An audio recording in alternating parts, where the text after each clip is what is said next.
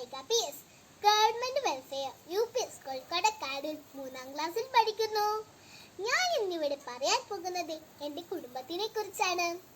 കറുത്ത പൊന്നെന്ന കുരുമുളക് നൽകി കടലിനക്കരെയുള്ളവർ സൽക്കരിച്ച ഇന്ത്യയുടെ തെക്കേയറ്റത്ത് കാടിന്റെ സൗന്ദര്യവും കടലിന്റെ എളിമയും പുഴയുടെ താളവും ഈശ്വരന് പ്രത്യേക കരവിരുദ്ധയാൽ മെനഞ്ഞെടുത്ത പ്രകൃതി ഭംഗിയോട് കൂടിയ ദൈവത്തിന്റെ സ്വന്തം നാട് എന്നറിയപ്പെടുന്ന കേരളത്തിലെ വടക്കേയറ്റത്തുള്ള കാസർഗോഡ് എന്ന അതിമനോഹരമായ ജില്ലയിൽ ചെമ്പ്രകാനം എന്ന ഒരു കൊച്ചു ഗ്രാമത്തിലാണ് എൻ്റെ വീട്.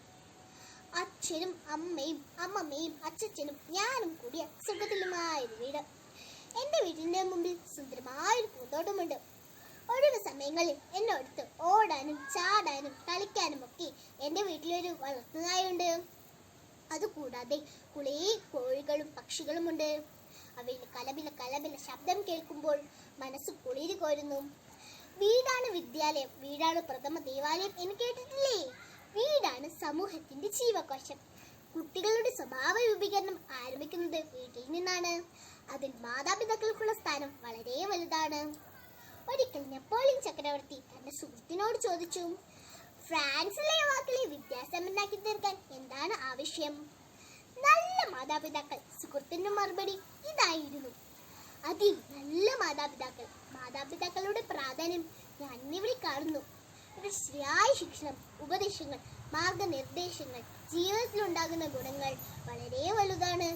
അതുകൊണ്ടാണ് വീടിനെ പ്രഥമ വിദ്യാലയം എന്ന് പറയുന്നത്.